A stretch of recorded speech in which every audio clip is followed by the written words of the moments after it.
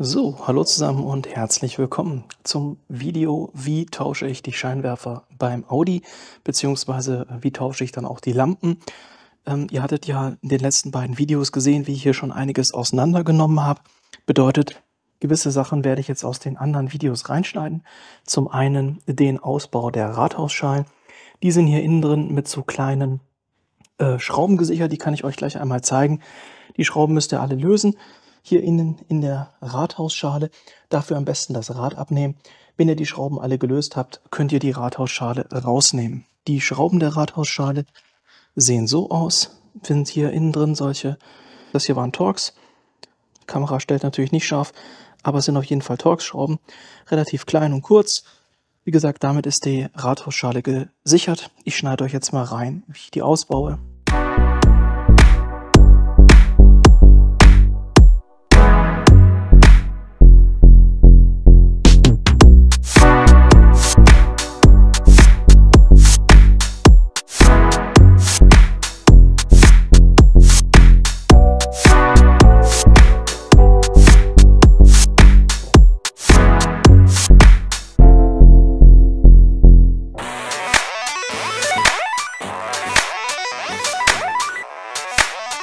So, jetzt wo ihr gesehen habt, wie ich die Rathausschale hier rausnehme, dann hat man freien Blick auf die Schrauben, die die Stoßstange sichern. Da hat es hier oben dieses große Loch, da sitzt an der Stoßstange selber jeweils rechts und links so eine Langschraube dran, die ist hier innen drin mit einer Mutter gesichert. Die Mutter müsst ihr lösen und dann hat es hier nochmal 3 Verschraubpunkte an der Seite, wo auch nochmal die Stoßstange festgemacht wird. Können wir uns hier an der Stoßstange auch nochmal anschauen. Also wir haben hier diese Schraube mit der Mutter, wo die Stoßstange gehalten wird. Und dann hat es hier eben auch nochmal Verschraubpunkte in der Stoßstange, wo die Stoßstange am Kotflügel oder halt am Rathausträger gehalten wird. Außerdem ist die Stoßstange auch noch hier oben befestigt. Hier hat es nochmal eine zentrale Verriegelung in der Fahrzeugfront. Und wir haben nochmal 2 Verschraubpunkte links als auch rechts, wo die Stoßstange auch nochmal gehalten wird. Also hier vorne haben wir 3 Schrauben an den Seiten, an den Rathäusern, 3 kleine innen und eben die große mit der Mutter. Das können wir uns auch hier am Auto nochmal angucken. Also die Stoßstange, wenn ihr den Scheinwerfer wechseln wollt, die müsst ihr eben abbauen. Geht aber eigentlich, ist gar nicht so viel Arbeit. Wie gesagt, hier ist dieser zentrale Verschraubpunkt von der Frontstoßstange. Und dann hat es eben nochmal 2 Stück jeweils außen links und rechts, wo die Stoßstange auch nochmal gehalten wird. Und danach hat man sozusagen die Möglichkeit, den Scheinwerfer rauszunehmen. Und das zeige ich euch jetzt einmal an dem Scheinwerfer hier auf der Fahrerseite. Den bauen wir aus und dann tausche ich die Leuchtmittel. Ich erneuere auch den Scheinwerfer, denn der ist schon so ein bisschen angegriffen. Damit das dann auch wirklich schön aussieht, wenn ich da die neuen Birnen einsetze, tausche ich eben auch den Scheinwerfer. Wenn ihr nur die Leuchtmittel wechseln wollt, gibt es innen in der Rathausschale so eine kleine Serviceklappe.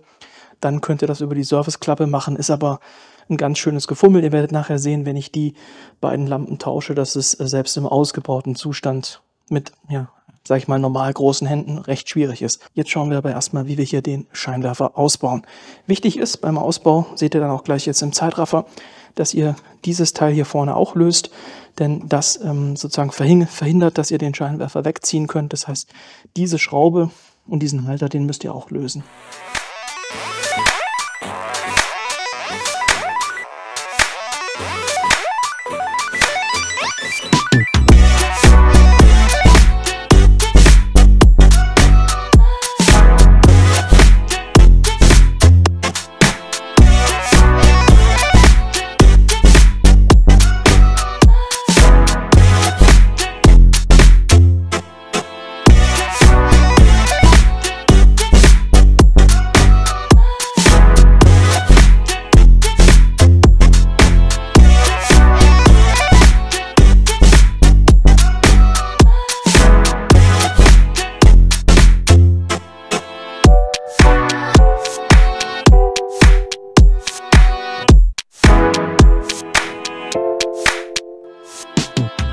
So, jetzt habt ihr den Zeitraffer gesehen von meinem furchtbaren Kampf mit diesen komischen VW-Steckern. Es ist hier wieder dieser obere Teil abgebrochen. Also diese Stecker sind echt die Hölle. Also das ist wirklich, keine Ahnung, wer sich das überlegt hat. Aber die hasse ich echt wie die Pest. Normalerweise sollte, wenn man hier oben drauf drückt, sich innen drin, da hat es nochmal so eine zweite kleine Verriegelungsnase, sollte die sich eigentlich heben, wenn man da drauf drückt und den rausziehen können, aber es ist jedes Mal ein Megakampf. Wahrscheinlich stelle ich mich einfach nur zu blöd an, ich weiß es nicht, aber diese Stecker sind echt schlimm. Dann haben wir 3 Schrauben, die den Scheinwerfer halten. Wir haben hier eine, wir haben dort hinten drin eine, dort haben wir eine. Dann haben wir diese Schraube, also insgesamt 3 Stück. Die hier, diese hier und die da drüben. Und wie gesagt, hier vorne hat es ja diesen kleinen Plastikhalter. Den habe ich auf der anderen Seite schon wieder dran gemacht, muss ich dann aber wieder abmachen, wenn ich den Scheinwerfer wieder einsetze, der eben verhindert, dass der Scheinwerfer nach vorne rausfliegen kann. So, jetzt haben wir den Scheinwerfer gelöst. Und wie gesagt, das ist dieser Plastikhalter, von dem ich gesprochen habe. Den habe ich jetzt hier auf der Seite weggemacht und auf der anderen schon wieder dran. Und jetzt hätte ich gesagt, schauen wir einmal zum Scheinwerfer, wie wir da die Leuchtmittel tauschen können. So, hier habe ich das jetzt schon vorbereitet. Also, wenn ihr den Scheinwerfer jetzt ausgebaut habt, das ist jetzt der andere Scheinwerfer, dann ist hier hinten so eine Abdeckung drauf. Wie gesagt, wenn ihr über die Serviceöffnung von der Rathausschale geht, dann kommt ihr auch an diese Serviceöffnung, aber es ist dann eben noch enger und unangenehmer zu arbeiten. Dann haben wir 2 Lampen. Wir haben einmal den Xenonbrenner, das ist eine analog zu dem, was im Opel Omega drin ist, auch wieder so ein DS2, wenn ich es richtig weiß, oder D2S, so nennt sich das genau genommen, ein D2S-Brenner. Da habe ich jetzt auch wieder dieselben genommen, die ich auch im Opel verwendet habe, weil ich die wirklich fantastisch fand von der Lichtauswertung. Das heißt, ja, da habe ich jetzt gute Erfahrungen gemacht, deswegen nehme ich die wieder. Das jetzt in Osram, wie gesagt, könnt ihr nehmen, worauf ihr Lust habt. Ich habe mit denen gute Erfahrungen, deswegen bleibe ich dabei. Und auch analog wie beim Opel Omega ist die zweite Birne für das Fernlicht. Die sitzt dann nachher dort hinten unten drin. Das ist eine H7. Da ist ein bisschen schwieriger ranzukommen, weil wie gesagt, das da hinten unten sitzt, also mit normal großen Händen. Ich denke, man kann das sehen. Das ist echt schwierig, aber man bekommt es hin. Vor diesem Xenonbrenner sitzt eben noch, oder beziehungsweise vor der Xenonlampe sitzt dann noch eben dieser Xenonbrenner oder halt dieser Transformator, der die höhere Spannung erzeugt. Den müsst ihr sozusagen abdrehen und den Stecker abstecken. Der hat hier auch einen Stecker an der Seite. Ja, diesen Stecker, der ist jetzt hier, den habe ich schon abgesteckt. Und dann kommt ihr hier an die Xenonlampe ran, könnt ihr dann hier verriegeln und entriegeln. Und ja, wie gesagt, die Lampen tauschen. Ich tausche jetzt einmal in stiller Arbeit die Lampen, dann setze ich die Scheinwerfer einmal provisorisch rein und dann schauen wir uns das Lichtbild einmal an.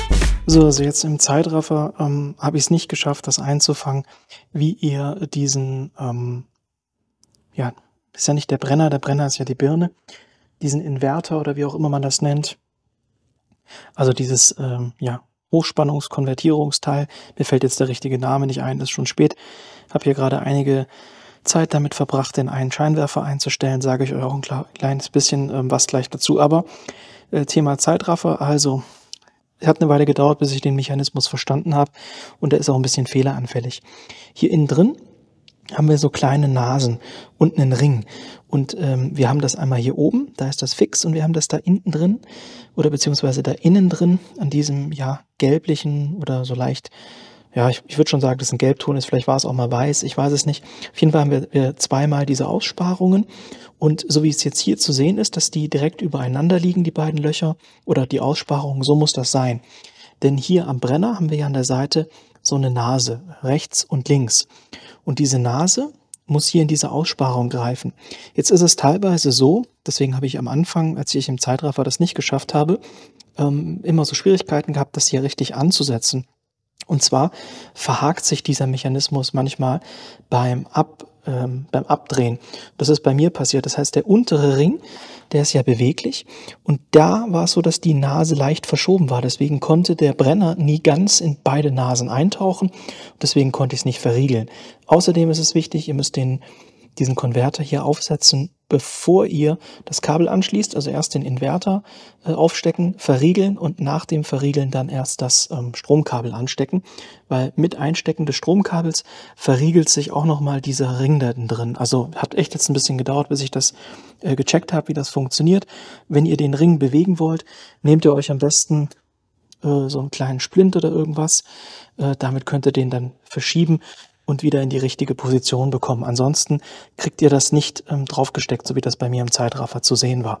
Jetzt tausche ich bei dem zweiten Scheinwerfer noch den Brenner und die Fernlichtleuchte und dann geht es vorne am Fahrzeug weiter, wo ich ein bisschen was zum Einstellen sage und wir uns einmal das Lichtbild angucken. So, ich habe jetzt beide Scheinwerfer angesteckt.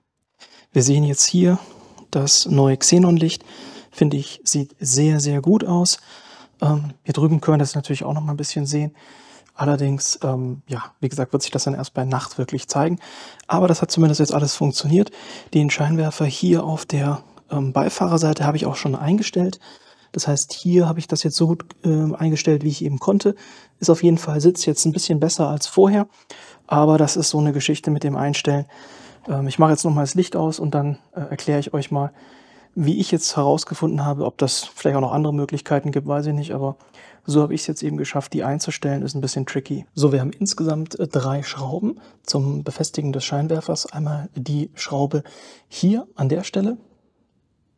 Kann man jetzt ein bisschen schwer sehen. Vielleicht zeige ich es euch am anderen Scheinwerfer. Den habe ich auch noch nicht eingestellt. Also wir haben hier diese Schraube, die direkt neben dem Kühler sitzt. Dann haben wir dort unten eine Schraube sitzen. Da ist jetzt noch gar keine drin. Und dann haben wir da hinten noch eine Schraube dort oben sitzen. Die Kamera stellt wie immer, ihr kennt das ja schon nicht scharf. Ah, doch jetzt schon. Und das ist auch die entscheidende Schraube fürs Einstellen. Zumindest war das jetzt aus meiner Wahrnehmung so. Wir haben, wie gesagt, 3 Schrauben. 2 davon sehen identisch aus. Klassischer Vorführeffekt.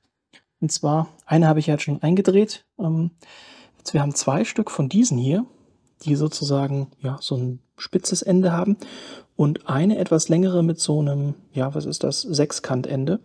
Und diese gehört hinten in dieses Loch, was dort hinten nicht mehr zu sehen ist, weil ich keine Taschenlampe mehr habe, weil ich nur 2 Hände habe. Auf jeden Fall, wie gesagt, die längere Schraube mit diesem etwas merkwürdigen Sechskantende gehört da hinten rein. Und die nächste Schwierigkeitsstufe ist, dass hier bei diesen Befestigungshaltern, ich wechsle mal wieder auf die Taschenlampe, so dass bei diesen Befestigungshaltern hier nochmal so eine verstellbare Mutter mit dabei ist. Ich habe es immer noch nicht verstanden, in welche Richtung es raus oder rein dreht. Auf jeden Fall könnt ihr, wenn ihr an der Mutter dreht, sozusagen den Scheinwerfer an der Position nach außen oder innen bewegen. Das geht an allen 3 Positionen. Ne? Das ist also richtig schön schwierig dann nachher zum Einstellen. Was ich jetzt gemacht habe, ich habe alle Positionen auf Minimum gestellt und habe dann hier hinten bei der Schraube ganz innen drin, die habe ich dann sozusagen so eingestellt, dass es hier an der Seite passt. Ja? Habe das festgezogen und die anderen habe ich dann auf der niedrigsten Position gelassen. Zumindest war das jetzt so auf der Beifahrerseite. Das probiere ich jetzt hier auch wieder so zu machen. Wichtig ist, die drehen sich die ganze Zeit mit und wenn ich es richtig verstanden habe, drehen die sich sozusagen entgegen der normalen Drehrichtung. Also sprich, normalerweise dreht man ja linksrum zu und, oder beziehungsweise ja, normalerweise dreht man ja, wenn man in dem Uhrzeigersinn dreht, eine Schraube ein und gegen den Uhrzeigersinn die Schraube raus. Und ich glaube, diese Muttern funktionieren genau andersherum, was dann dazu führt, dass wenn ihr die Schraube einsetzt und die Mutter hinten nicht haltet mit dem Finger, dreht sich die Mutter wieder raus. Also ja, auch so eine ganz fantastische Konstruktion. Das heißt, ich mache das jetzt hier wieder wie vorher auch, habe alle reingedreht, fange dann hier mit dem äußersten Punkt an, mit dieser Einstellposition, stelle da den Scheinwerfer hier so ein, dass er an der Seite gut sitzt und schraube dann die anderen Positionen fest, sodass sie eben auch sitzen. So, und wenn das dann gemacht ist, wenn der Scheinwerfer hier auf der Fahrerseite auch noch eingestellt ist, dann ist der Lampentausch vollzogen. Wie gesagt, wenn ihr jetzt nur die Birnen wechseln wollt, könnt ihr das über die Serviceklappe im Kotflügel machen. Ist super eng und eklig, aber theoretisch geht's. Ich habe so schon meine Schwierigkeiten gehabt. Gerade die H7-Birne habe ich am Ende mit so einer langen Zange rausgezogen. Ja, weil ich da einfach mit den Händen nicht gut rankam. Jetzt, wie gesagt, habe ich die Scheinwerfer getauscht. Die sind jetzt wieder schön sauber und klar. Habe die Lampen gewechselt, sodass ich jetzt nachts auch wieder ordentlich was sehen kann. Und jetzt puzzle ich das hier alles zusammen. Und dann kann ich hoffentlich nächste Woche den Audi wieder bewegen. Also er ist jetzt noch mal ein paar Tage gestanden. Ich hatte ihn ja auch laufen lassen. Die Ölwanne ist dicht. Ich habe jetzt auch kein Öl mehr nachtropfen sehen. Ich habe ihn jetzt natürlich nicht lange bewegt oder auch nicht, also bewegt habe ich ihn gar nicht, aber ich habe ihn jetzt nicht lange laufen lassen. Aber ich hätte gesagt, die Aktion mit der Ölwanne, die abzudichten und zu tauschen, war erfolgreich. Verlinke ich euch oben nochmal den ersten Teil und auch den zweiten Teil. Schaut da gerne nochmal rein, gibt es nochmal ein paar Informationen zur Demontage hier an der Front und auch wie er dann an den Keilrippenriemen kommt und so. Das Video verlinke ich euch auch nochmal. Und dann hätte ich gesagt, sind wir mit der kurzen Audi-Reihe jetzt Gott sei Dank durch. Ich kann hier alles wieder zusammenbauen und dann geht es wieder ab auf die Straße. Ich hoffe, wie immer war was Hilfreiches für euch dabei. Würde mich freuen, wenn ihr auch im nächsten Video wieder mit einschaltet. Bis dahin euch eine gute Zeit und ciao.